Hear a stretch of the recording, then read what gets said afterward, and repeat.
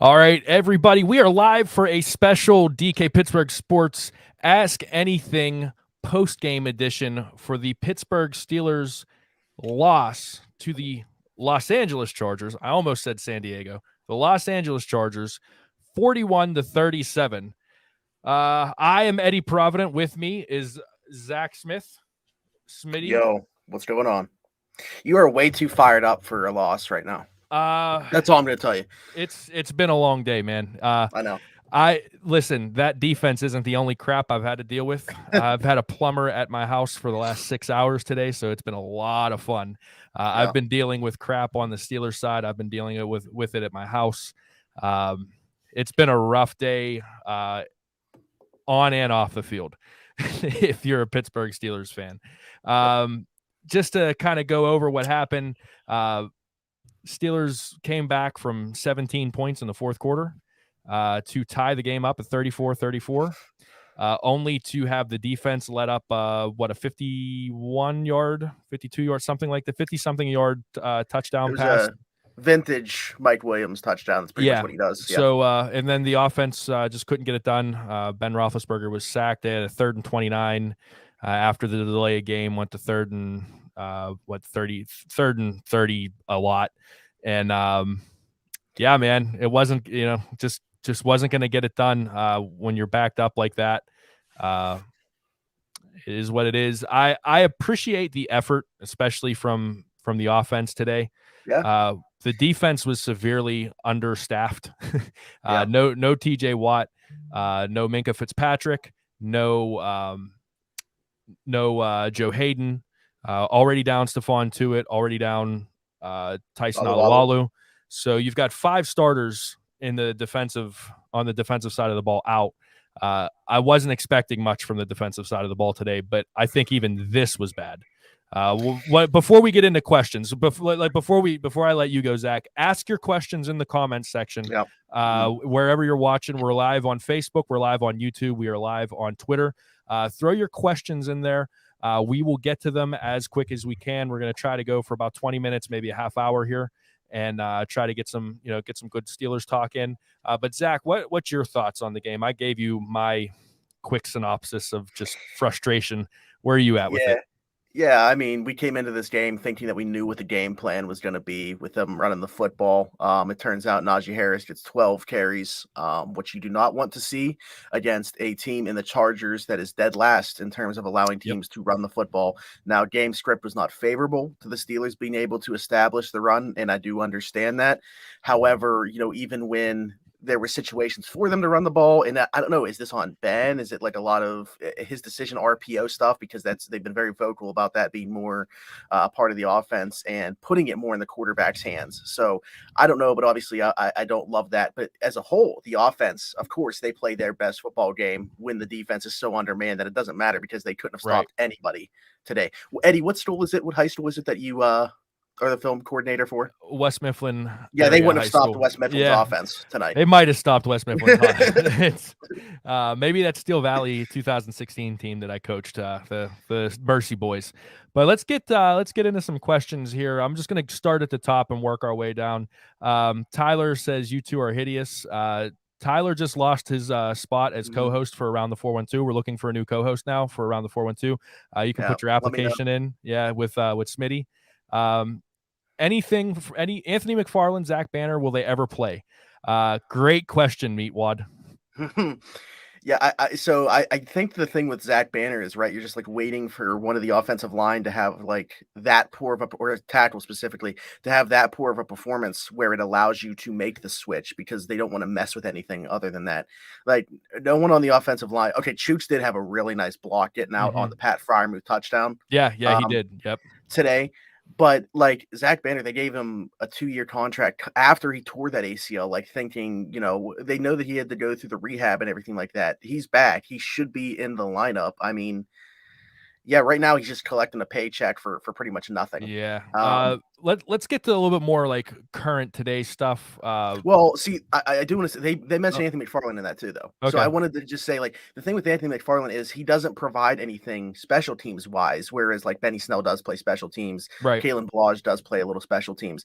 I don't get me wrong, I would much rather see Anthony McFarland in there because I think You if and me there's both, anybody buddy. on the roster that has a shot to be RB2, like a legit guy that can give Najee Harris some breathers, it is Anthony McFarland. Not that I know that he is that guy or isn't that guy, but I'd like to find out.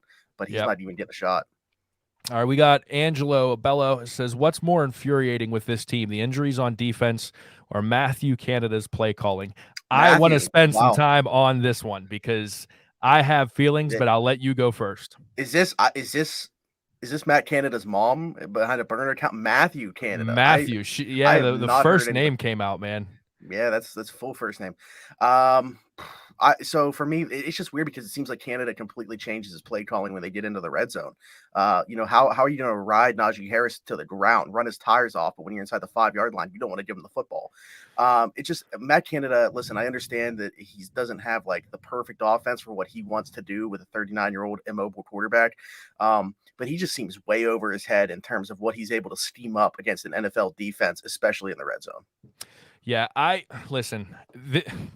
was so excited for the potential that Matt Canada brought to this football team after watching what he did at Pitt, all of the creativity that he had there. Yeah. As we thought that we were seeing some Matt Canada football sprinkled in earlier in the season last year, and it turns out that this is I think Yinzers are notorious for saying this is just Randy Fichtner 2.0, and it really listen, man. I don't care if you're down 30. You don't give Najee Harris the football 12 times before they were down 17 in the fourth quarter. They weren't down 17 at the end of the half, okay? 12 rushes for Najee Harris. 12 against the worst rush defense in football. What are you doing? And this is at what point in time, Zach, is he held accountable for this? Because this is game in and game out now. This is every time the Steelers tie or every time the Steelers lose, they abandon the run game and they get pass happy. We had Mason Rudolph throwing the football 50 times last week, and we had Ben Roethlisberger throwing the ball 44 times this week. And I realized that some of that was in the third and fourth quarter when they needed to really dig out of a hole, especially the fourth quarter. But 44 times on a dude that didn't even see the practice field. He flew to Los Angeles from his home. This is ridiculous, man. This isn't like it's not even funny anymore. It's just ridiculous. Listen, though, I feel like he's going to be able to keep falling back, or defenders of him are going to be able to keep falling back on the personnel when you look at the offensive line and say that they are the reason that they're not able to tote the rock more and that they're not running it in goal-to-go situations. I really don't know. I don't want to stray too far away from the conversation here, but as I'm saying that, like, I'm just thinking about how bad Kendrick Green was again tonight. Like, I just don't know.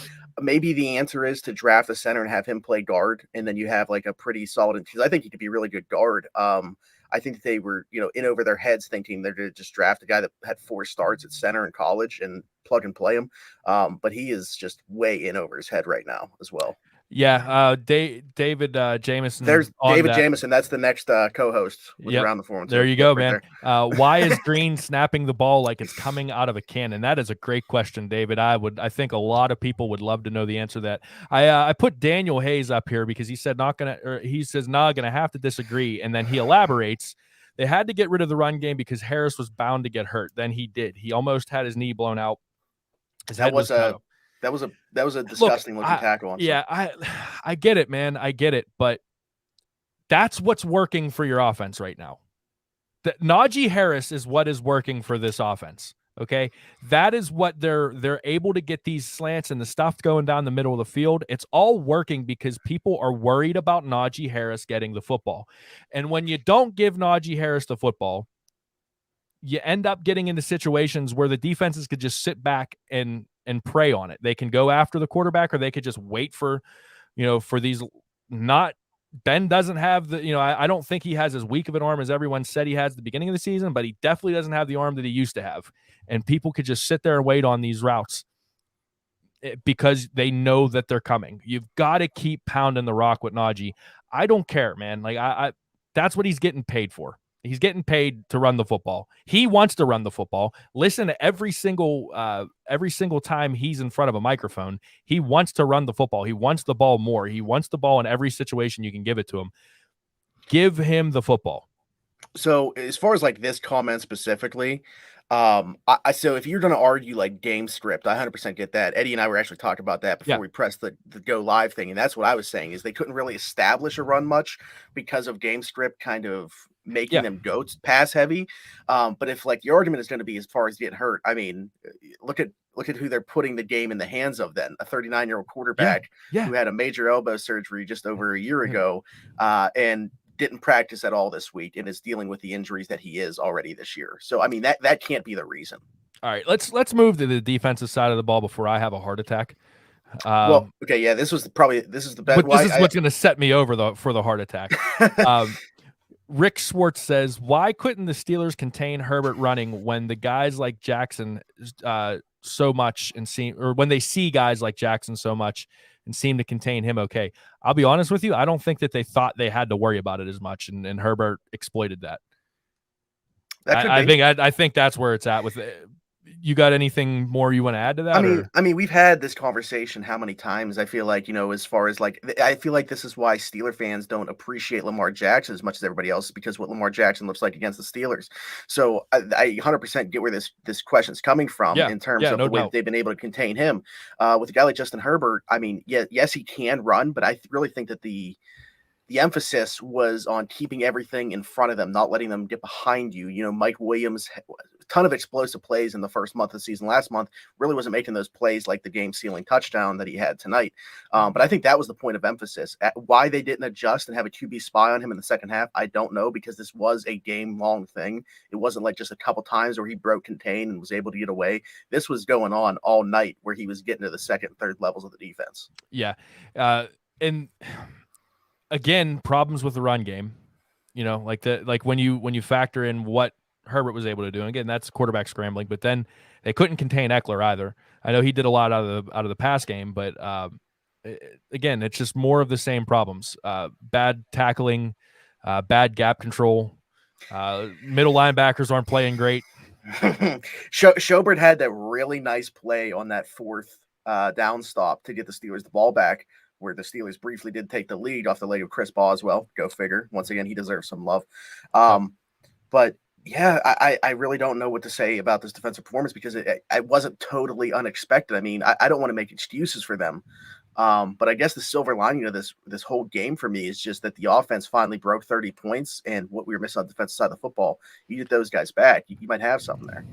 I hope so, man. But here's another thing that I wanted to say. You mentioned the missed tackles. It's just crazy to me. Like, we knew that there was going to be turnover regression coming from, like, they could never keep up what happened in 19 and 20 on the defensive side of the football turnover wise.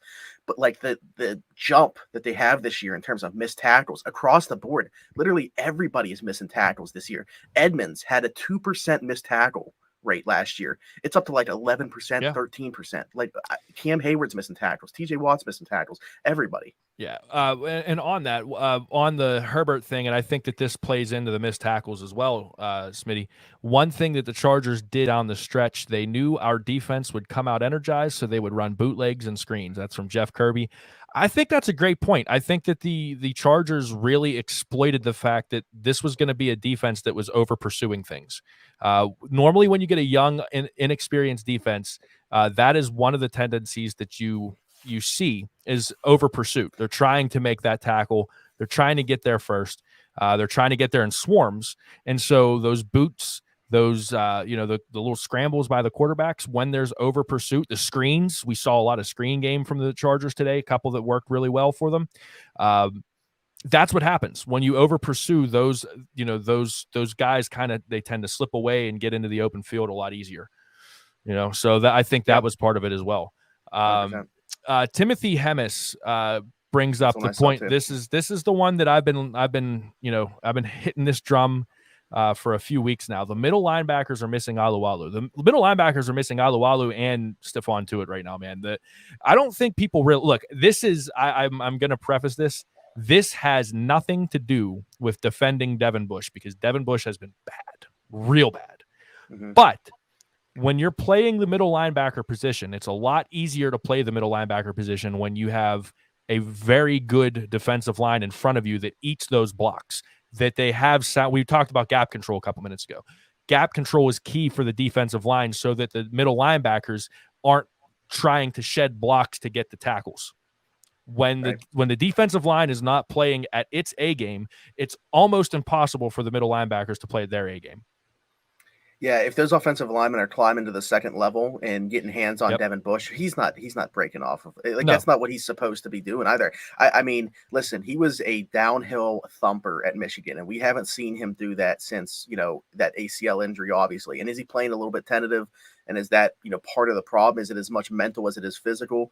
It very well could be. But I think that Devin Bush's problems aren't just Devin Bush. Yeah, I agree with you. And, Mostos says D-line is getting gashed every game now. Seattle's where it started. Yeah, that Seattle game was bad. The second half of the Chicago game was bad. 3/4 of the Detroit game was terrible. We're just seeing it over and over again that the defensive line, is just getting gashed left and right, and it's not good. Ed Fromen-Bonner, Hazelwood guy. Shout out to my Hazelwood crew. What do you think of the call not kicking the field goal in the first half, bringing the score Chargers 7 to Steelers 6 would have been an ideal situation? I like going for it. I hate the play call. Yep. That's where I'm at with it. And I think anytime that had they gotten it, no one questions it. Hindsight is 2020. And that's why I say I like the play. I like the call. But again, play calling on the offensive side is words that I can't use on family-friendly YouTube channels. Yeah, I mean, not even so much. The fourth down call was not good. I mean, no, it's terrible. So when you have Najee run out and go line up out wide, and then you have Pat come across the formation, everybody knows what's happening on that play. They've tried that so many times with Juju, with Pat. He scored a touchdown against Cincinnati doing that exact same play. But what bothers me more is the previous play. If your plan is to go for it on fourth anyway, why are you throwing a fade to the back of the end zone on third down? I mean, and then when they do run it, who do they run it to? Chase Claypool on an end around. You have not. I said this last week on my podcast. You have Najee Harris. He's one of the best running backs in football.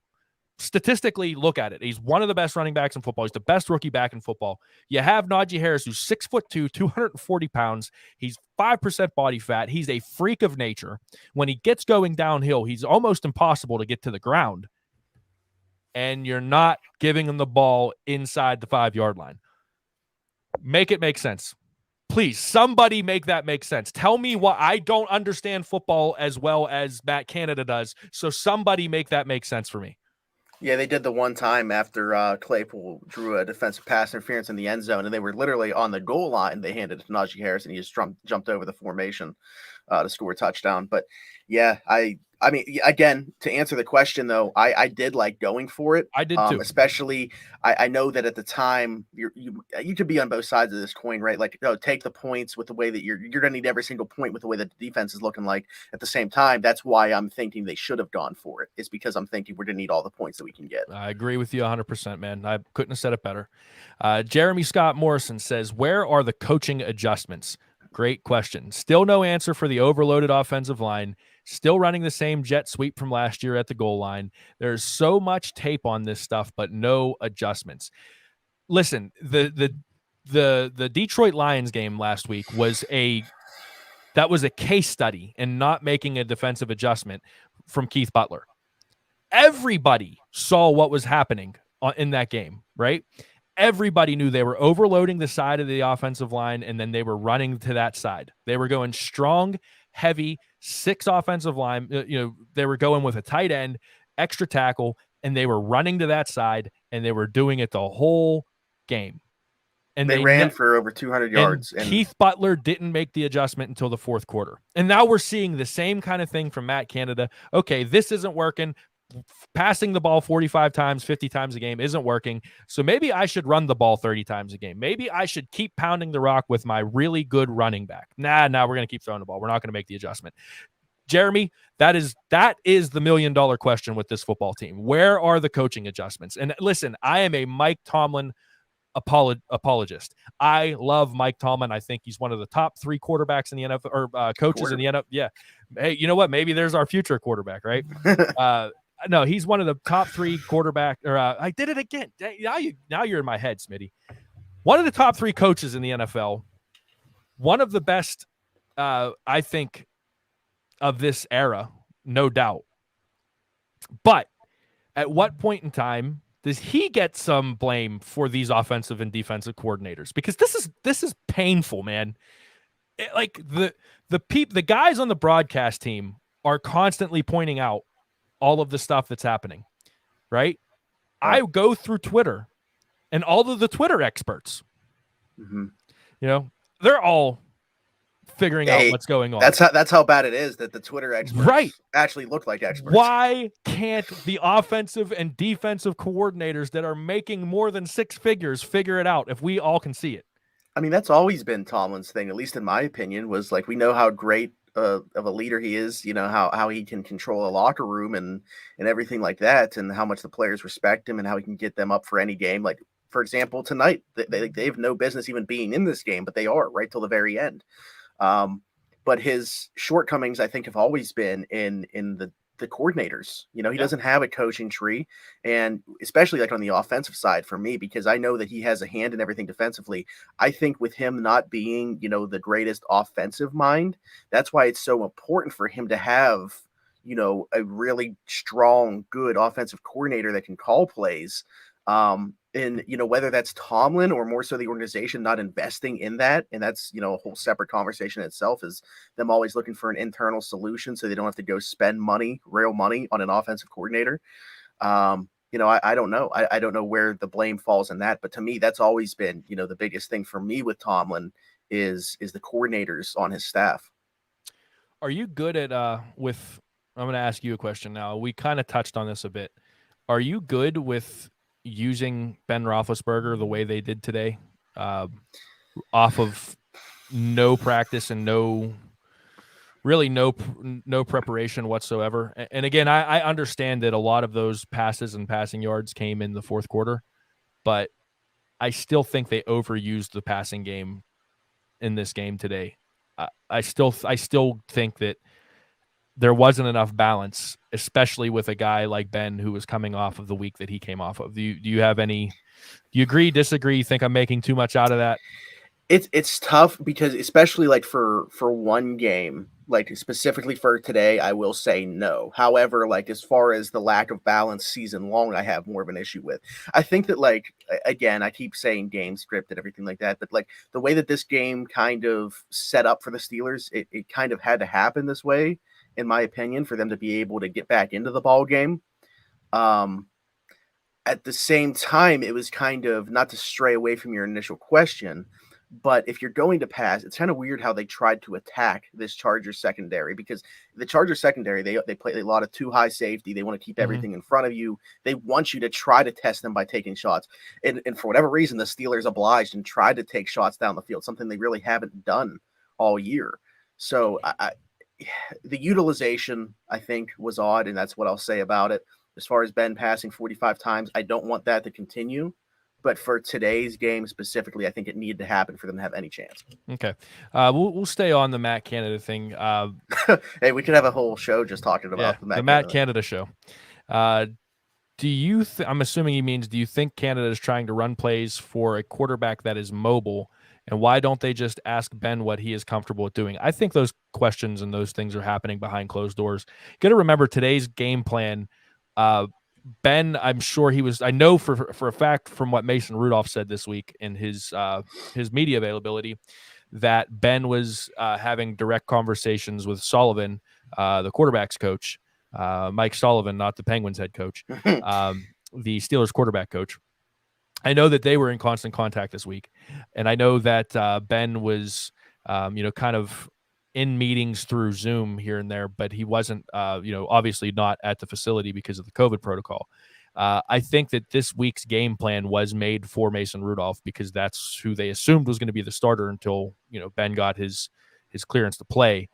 So I don't think that this week I think that this game plan kind of went out the window a bit, and they just kind of did what they had to do. As Mhm. far as the rest of the season, though, no, I don't think if you're Matt Canada, I don't think that you're going to try to run plays for Ben that would normally work for a mobile quarterback. I don't think that. I don't even think Matt Canada's that dumb.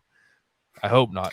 Well, here's what upsets me is because all off season, like training camp, preseason, we heard about how Matt Canada was coming in and all four quarterbacks, Ben, Rudolph, Haskins, and Dobbs. He had a 10-play opening drive for the first half and second half, as well as a game plan put into place for any one of those guys so they could be the most comfortable, almost building an offense around each one of them. So regardless of who had to play, they would feel the most comfortable and have an ecosystem, if you will, built around them. Good word. It's good for you. That. But so for me, I can't see that being the case. Like Matt Canada is an offensive coordinator. Your job is to build the offense around the quarterback, not try to fit that quarterback, that square peg into a round hole. Like that's not the way it should be. He should be building the offense around what he has at his disposal, not the other way around. Yeah. Mr. Yaya, how about Ben calls his own plays like Peyton Manning had full control of the line? Would love up in the dirt. Would love to see that. I mean, at this point in time, what do you have to lose? Hey, listen, backyard Ben. I mean, you go back to last year. That sometimes that's best against Ben, Baltimore. Man. Yeah, I think that we're not going to know for sure, but I think a lot of times tonight it looked like they were kind of just throwing that out the window and just letting Ben do his thing at the line of scrimmage and see what he saw. Yeah. Double HH. Ben couldn't save himself from the interior line being sliced through so easily. Can't scheme that. That last drive was awful. Joe Haig got bullied. And, that's a guy, I understand he's playing guard and not tackle now, but there were times, where he was playing tackle where it seemed like he was like the saving grace for the run game.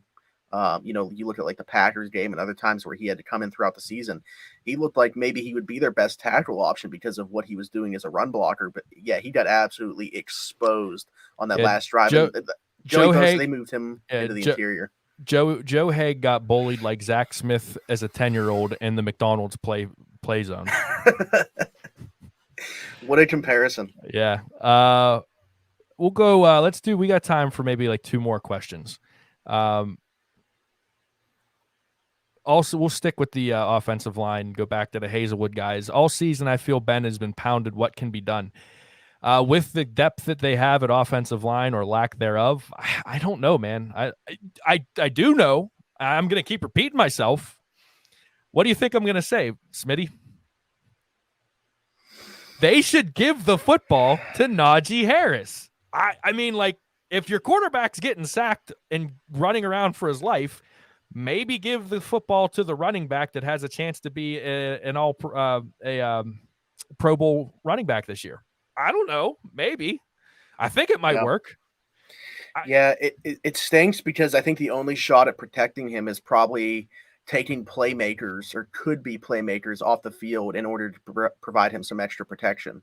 You know what I mean? Like maybe we're not able to use Najee Harris as catching passes out of the backfield because he has to stay in and pass pro, or putting Zach Gentry on the field more just to pass block. Pat Freiermuth having to stay in line to pass block. Maybe start Zach Banner over a rookie Dan Moore Jr. We'll see. And here's the thing too. Like similarly with Banner, with Dan Moore, as I wanted to say about Bush, I actually forgot, so I can say this about both of them. They're not playing well, but coaches are also not putting them in positions to succeed. Like, so real quick for Devin Bush, like there's no reason he should be covering Austin Eckler one-on-one. Like you're putting him in position to lose right then and there. Dan Moore Jr., why is he on an island by himself against the likes of Joey Bosa, going back to Myles Garrett, like these all-world pass rushers as a fourth-round rookie? Yeah. David Bersicki, sorry if I'm missing your name up there, man. So he can gain 3 yards, talking about Najee Harris. Hey, guess what 3 times 3 is? That's 9. That puts you at 4th and 1. Or if you go by his average yards per carry this season, 3.7 yards. 3.7 yards 3 times. Guess what that gets you? A Pittsburgh Steelers first down. Play the audio. Yeah, I wish I had it. But listen, man, I pound the rock with Najee. It's that simple, right? That's the offensive strategy. That's what it needs to be. Ben throws 25 to 30 times a game. Najee runs the ball 25 to 30 times a game. That's what's going to get you wins with this football team. This offensive line is much better at run blocking than it is in pass protection. Get the big guys moving downfield, get Najee Harris moving downfield, and move the ball. Make things happen. That will open up pockets of the field for Ben to get the ball downfield. I know this is like football 101, but that's what it comes down to. We'll do one more, and I think we'll call it a night. And I'm gonna give you I'm gonna give you a softball here, Smitty. Okay. Tyler Weeks says, "Go donate to Rocking Around the 412 hashtag for the kids." Listen, Hey, what's that?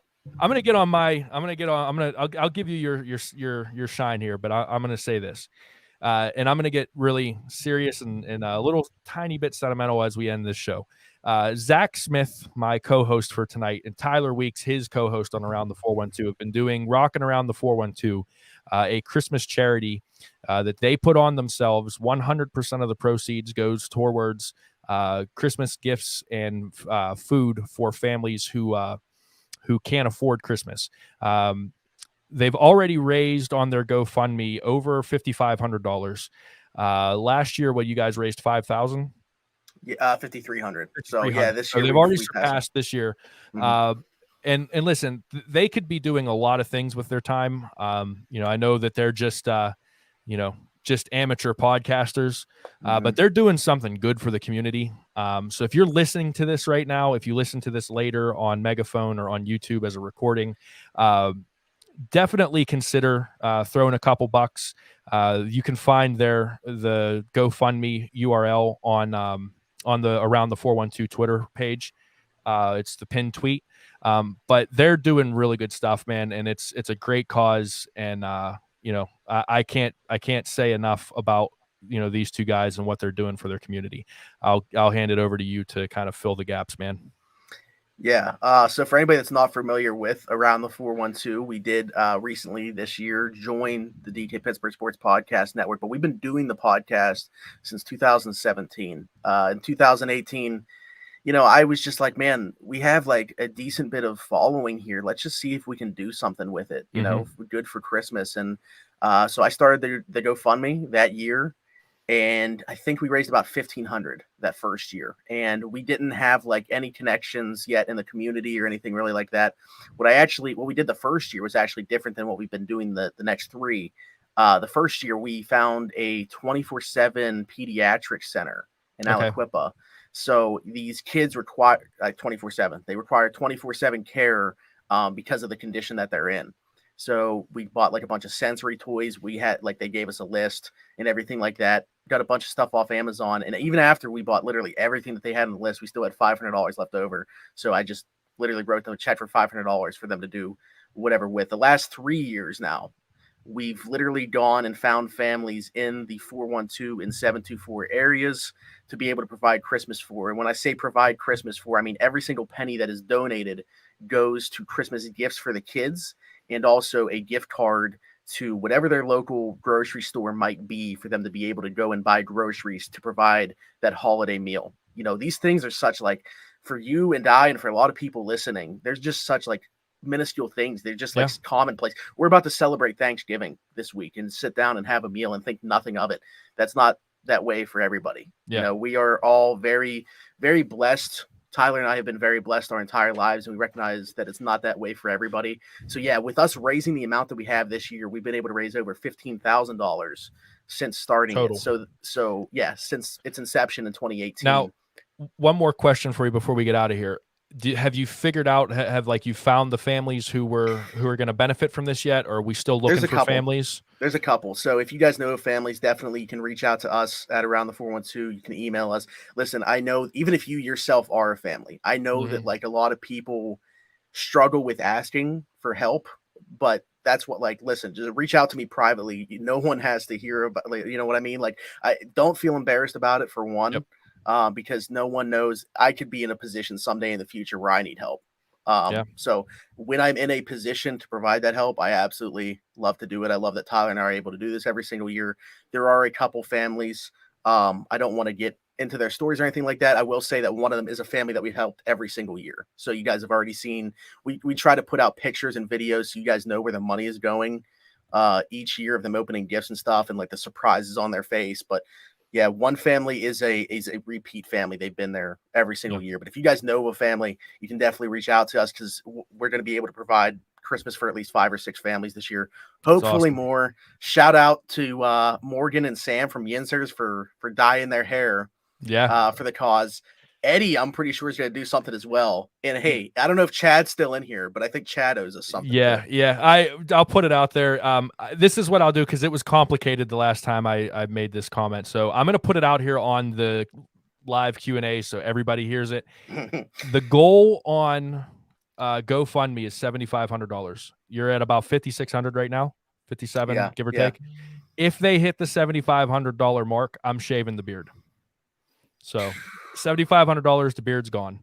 So let's get them there. Now I think my wife has a rooting interest against charity, but yeah, that's while we're talking about great things that local people are doing and everything like that. I see you wearing the Pittsburgh Clothing Company hat. Yes, sir. I'm not, but I got mine sitting right here. So shout out to Zach and Tim at Pittsburgh Clothing Company. Yeah. All right. Well, hey, listen, we have definitely gone over our time that we wanted to do, but that's cool. We had a lot of great questions, a lot of good interaction from everybody listening.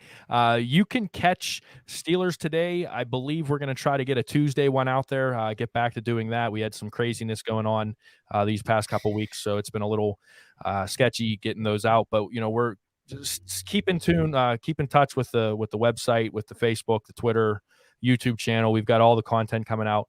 We really appreciate everybody that watches and listens and supports everything that DK Pittsburgh Sports is doing. It's a fun place to work. It's a fun place to be. And it's because of all of the listeners, viewers, subscribers, and everybody that makes it a fun time. So we appreciate everyone out there. This has been the DK Pittsburgh Sports question and answer, live Ask Anything. We will catch you guys next time. Take care. And that's it.